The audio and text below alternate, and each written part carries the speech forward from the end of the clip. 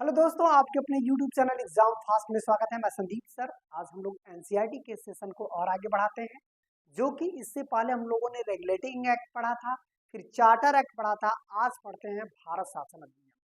भारत शासन अधिनियम के क्या मायने रहे और क्यों लाया गया, ये सभी बातें आज की सेशन में हम लोग जानेंगे। क्योंकि भारत शासन अधिनियम 1858 में आता है और उसका दूसरा जो एक्ट है, एक बिल पास होता है 1861 में। फिर तीसरा जो है 1892 में, चौथा परिषद बन के आता है 1909 में, फिर 1919 में, फिर 1935 में। तो इस तरह से जो है हमारा भारत शासन अधिनियम जो रहा है वो आपका 1935 तक था। फिर बाद में 1947 में एक अधिनियम आता है और यह अधिनियम कहीं न कहीं हमारे जो है संविधान को बनाने में काफ़ी बड़ा योगदान देता है।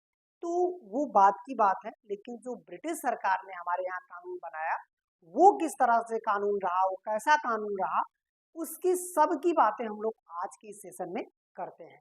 ठीक है? तो आज की इस सेशन की शुरुआत करते हैं। यहाँ पर देखिएगा, ये हो जाएगा भारत शासन अधिनियम। भारत शासन अधिनियम 1858। अब देखिए, ये जो बिल पास हुआ, मतलब ये अधिनियम आने का क्या रीजन रहा, भारत शासन अधिनियम 1858। और दूसरी बातें हम लोग इसमें ये भी समझेंगे कि इस बिल को लाने के लिए जो सरकार काम की, तो उसका पीछे का कारण था 1857 की क्रांति। इस क्रांति ने क्या किया कि ब्रिटिश क्राउन, जो ब्रिटिश ताज है, इसका मतलब है कि भारत में ब्रिटिश क्राउन अर्थात ब्रिटिश संसद का शासन शुरू हो गया। अब ब्रिटिश संसद भारत पर सीधे शासन करेगी, ऐसा प्रावधान इस अधिनियम में आया कि ये लोग अब सीधे तौर पर भारत पर शासन करेंगे। 1858 बिल में आया। फिर यहाँ पर जो कमियां थी, जैसे मुगल काल का अंत किया गया, मुगल साम्राज्य का अंत, साम्राज्य का अंत, ये मतलब इस अधिनियम ने मुगल साम्राज्य का अंत कर दिया। फिर इस अधिनियम ने उसे भी लगा कि लोगों को जो विश्वास जीतना था वो कंपनी नहीं जीत पाई थी, तो इस अधिनियम ने कंपनी के भी शासन का अंत कर दिया। ये देखिएगा, कंपनी के शासन का अंत, कंपनी के शासन का अंत। क्यों? क्योंकि इससे पहले जो विद्रोह हुआ था, उससे क्या हुआ कि ये विद्रोह होने का रीजन था कंपनी की कुछ नीतियां गलत थी, जैसे हड़प नीति। तो जो हड़प नीति था, ये भी कंपनी के शासन के साथ साथ जो है इस बिल ने क्या किया कि हड़प नीति भी समाप्त कर दिया। हड़प नीति कब समाप्त हुआ? तो इसी बिल के तहत। इस बिल को लाया गया था जो है 1 नवंबर 1858 को। इसकी घोषणा प्रयागराज में की गई। प्रयागराज में इस बिल की घोषणा कहाँ किया गया? प्रयागराज में। अब यहाँ पर हम लोग एक बातें और समझेंगे कि यहाँ पर जो इस बिल ने हमको क्या दिया, हमको गवर्नर जनरल के स्थान पर, क्योंकि अब ब्रिटिश क्राउन था, गवर्नर जनरल के स्थान पर वायसराय हो गया। वायसराय का पद आ गया। वायसराय कौन बना? Lord Canning. लॉर्ड कैनिंग यहाँ पर वायसराय बन जाते हैं और इस तरह से गवर्नर जनरल के स्थान पर वायसराय का पद जो है शुरू हो गया। अब हम लोग इसमें एक बातें और समझेंगे कि ये जो वायसराय का पद था, ये कंट्रोल जो होता था वो कौन करता था? ब्रिटिश क्राउन सीधे कंट्रोल करती थी। इसका मतलब है कि वायसराय के पद को कंट्रोल करने का काम ब्रिटिश क्राउन करती थी। अब ये गवर्नर जनरल का पद खत्म हो गया। लॉर्ड कैनिंग भारत का पहला वायसराय बनता है। इससे पहले वो भारत का अंतिम गवर्नर जनरल भी रहा है। अब बात करते हैं कि ये कुछ कमियां थी। जैसे कमियों में मुगल साम्राज्य, ये साम्राज्य की जो नीतियां थी, इसके खिलाफ इसका अंत किया गया, कंपनी के शासन का अंत किया गया। हड़प नीति, जिसको हम लोग विलय नीति कहते हैं, व्यपगत सिद्धांत भी कह सकते हैं, उसका अंत कर दिया गया। इसका मतलब है हड़प नीति या विलय नीति। इसी को विलय नीति भी कहा जाता है, विलय नीति। इसी को व्यपगत सिद्धांत भी कहा जाता है, व्यपगत सिद्धांत। ये डलहौजी का व्यवगत सिद्धांत था, इसका क्या किया गया, अंत कर दिया गया। भाई अब ऐसा नहीं होगा, ताकि इस तरह का फिर से कोई बड़ा विद्रोह न हो सके। अब बात करते हैं कि अब इस अधिनियम ने और क्या किया। यहाँ पर जो है भारतीयों की अपेक्षा यूरोपीय सैनिकों की संख्या बढ़ाई गई। ये देखिएगा, इसी में भारतीयों की अपेक्षा भाई, ताकि ज़्यादा से ज़्यादा यूरोपीय सैनिक रहें, अपेक्षा यूरोपीय सैनिकों की यूरोपीय सैनिकों की संख्या बढ़ाई गई, सैनिकों की संख्या बढ़ा दी गई। इसका सीधा सीधा प्रभाव पड़ा, ताकि ये फिर से इस तरह का कोई विद्रोह न हो, इस कारण जो है यूरोपीय सैनिकों की संख्या बढ़ाई गई। तो हम लोगों ने ये भी बातें क्लियर कर लिया। अब बात करते हैं कि यहाँ पर जो 1858 का बिल था, ये सीधे सीधे ब्रिटिश सरकार, मतलब कि अब ये ब्रिटिश शासन के नियंत्रण में आ गया। यदि पूछेगा कि भारत का जो शासन था वो ब्रिटिश संसद या ब्रिटिश सरकार के नियंत्रण में किस वर्ष पहुंचा, ये भारत शासन अधिनियम 1858 ने इसे इस तरह का बिल पारित करके कर दिया।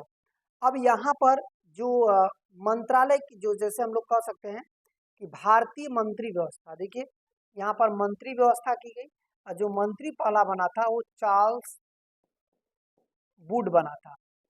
चार्ल्स वुड जो वुड डिस्पैच लाया था ना, ये भारतीय मंत्री बना, पहला भारतीय मंत्री, पहला भारतीय मंत्री।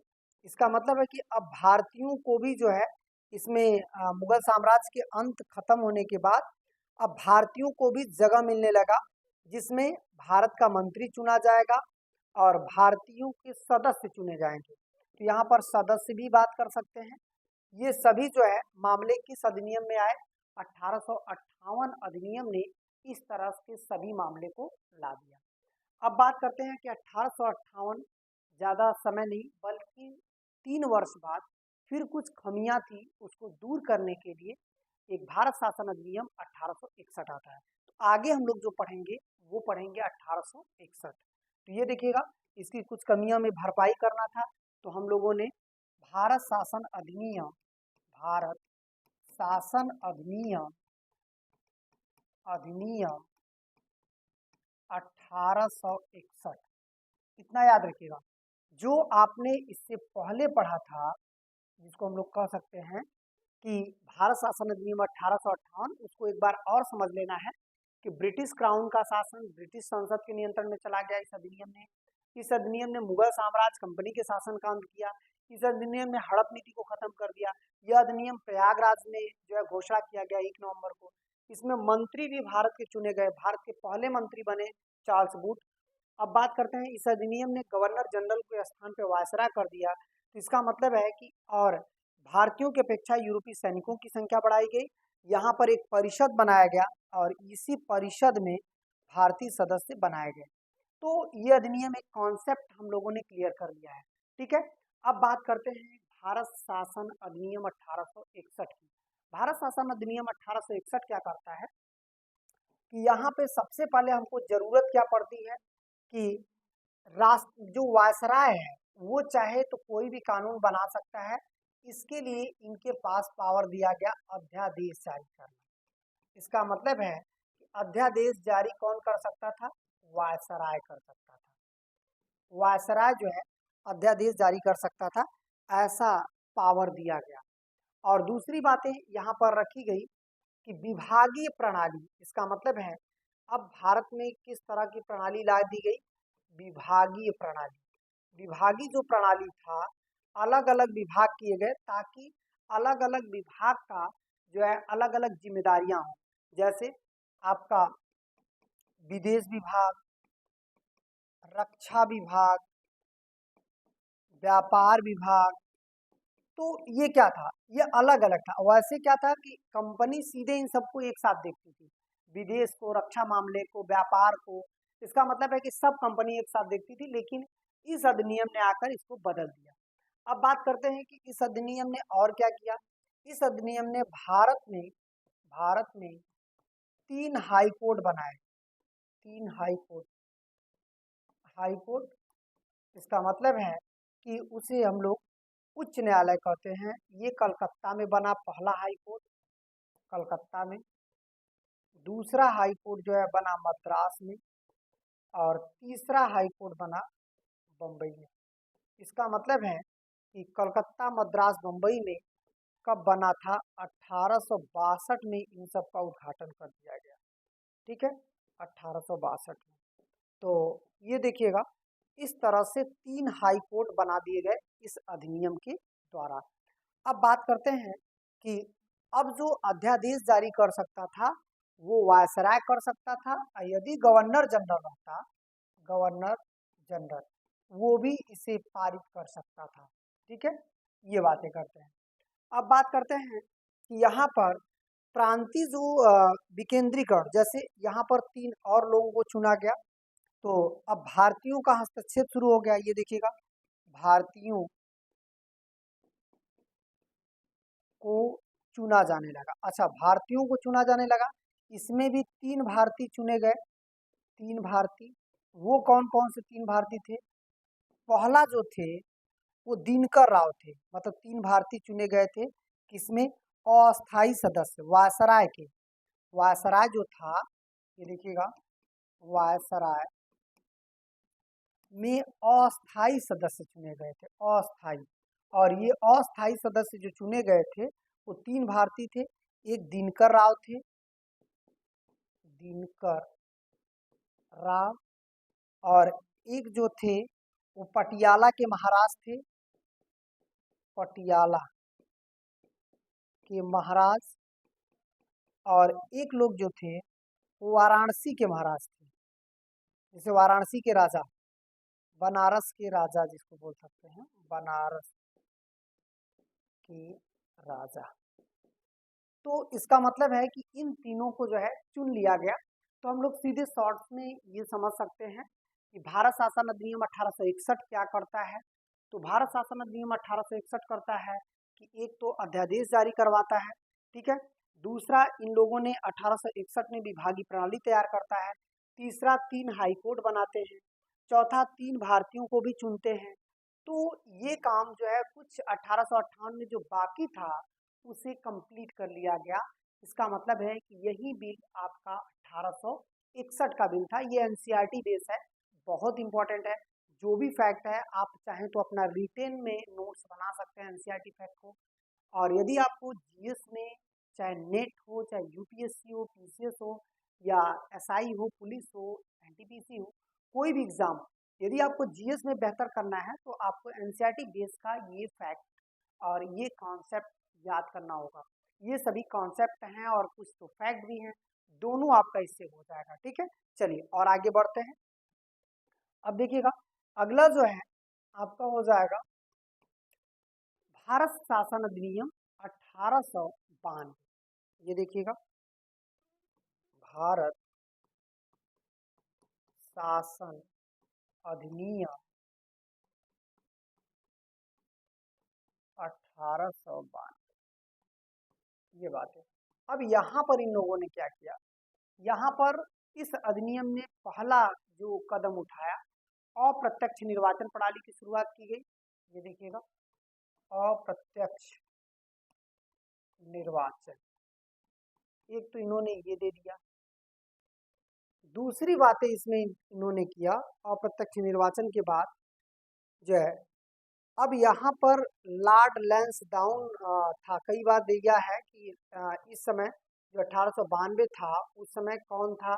कैनिंग तो आपने देखा होगा, 1861 में भी था, और वायसराय भी था। इस समय लॉर्ड लैंसडाउन था, लॉर्ड लैंसडाउन बना था।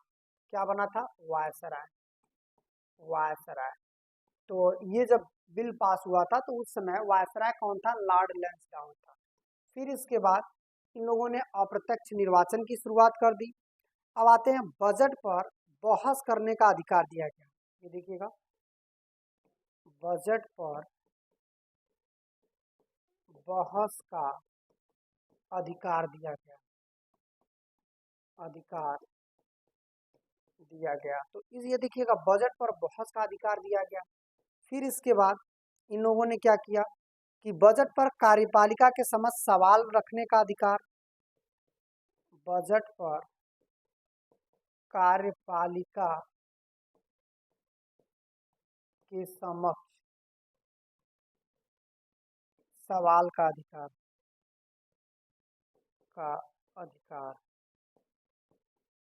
ठीक है, यह अधिकार दिया गया। इसका मतलब है लेकिन वोट देना प्राप्त नहीं था, मतलब बजट पर वोट नहीं दे सकते थे, नहीं देना था, वोट नहीं देना था। ये सब कुछ जो है हम लोग किस में थे, 1892।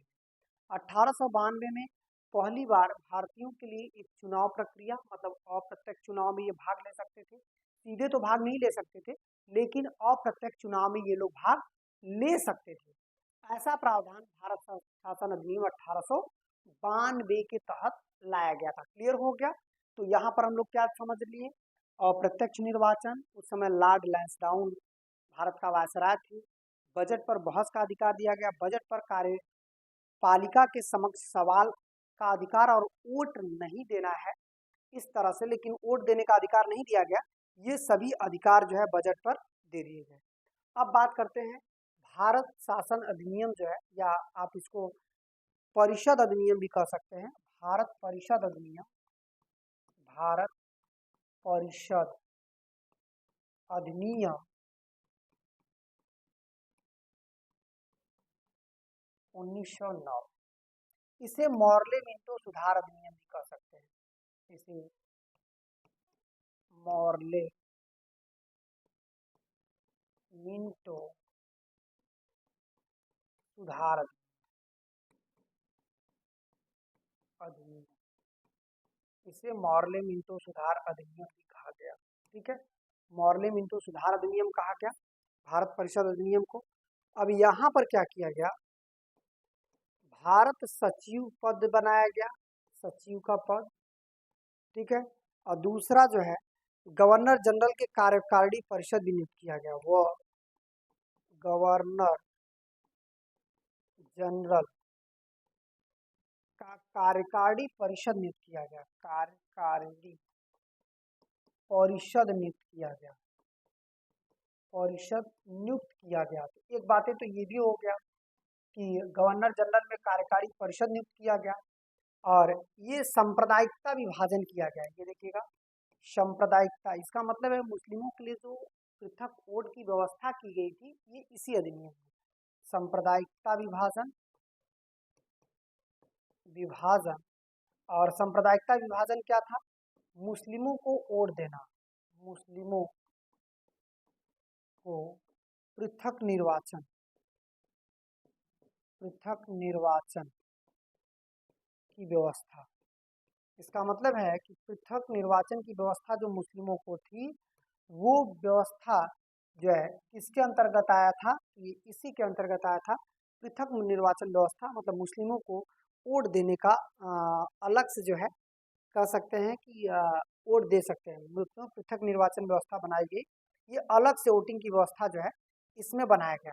और याद रखिएगा, इसी में जो बनाया गया था कार्यकारी परिषद, तो इसी में पहले भारतीय सत्येंद्र नाथ सिंह, ये देखिएगा, मतलब कि कार्यकारी परिषद में पहले भारतीय कारणी परिषद में पहले भारतीय कौन थे, तो पहले भारतीय सत्येंद्र नाथ बोस बने, नियुक्त हुए थे सत्येंद्र नाथ बोस। ये पहले भारतीय कार्यकारी परिषद के सदस्य बने थे सत्येंद्र नाथ बोस। इसका मतलब है कि अब यहाँ पर ये भारत जो परिषद अधिनियम था, इसमें और क्या दिया गया, इसमें जो बजट वाला पोर्शन था, बजट पर पूरक प्रश्न पूछ सकते थे, बजट पर बहस कर सकते थे, मतलब बहुत सारे अधिकार बजट पे। बजट पर संपूर्ण अधिकार जो वर्तमान में चल रहे हैं, संपूर्ण अधिकार, संपूर्ण अधिकार बजट पर कब दिए गए, संपूर्ण अधिकार बजट पर। तो बजट पर जो संपूर्ण अधिकार दिया गया, इसी समय दिया गया था। इसका मतलब है कि अब यहाँ पर क्या है कि बजट पर पहली बार क्या कर सकते थे ये लोग, बजट पर जो वाद विवाद कर सकते थे, वाद विवाद। ठीक, मतलब प्रश्न पूछ सकते थे, प्रश्न पूछना, डिबेट करना, ये सब कुछ जो संपूर्ण अधिकार मिला है, ये इसी में मिला है। भारत परिषद अधिनियम 1909 के तहत ये सभी अधिकार दिए गए हैं। तो आज हम लोगों ने क्या पढ़ा? भारत जो है शासन अधिनियम 1858, 1861, 1892 और 1909। अब आगे का जो टॉपिक होगा आप लोगों का वो 1919 होगा और 1935 होगा, 1947 होगा। ठीक है, तो आज का सेशन इतना ही, फिर मिलेंगे। लेकिन नोट्स जो है लगातार बनाते रहिएगा। क्लास नोट्स भी बहुत इंपॉर्टेंट है, यहाँ से बाहर क्वेश्चन नहीं जाएगा। आप बस केवल एक विश्वास करके अपनी पढ़ाई को कंटिन्यू करिए। ठीक है, धन्यवाद।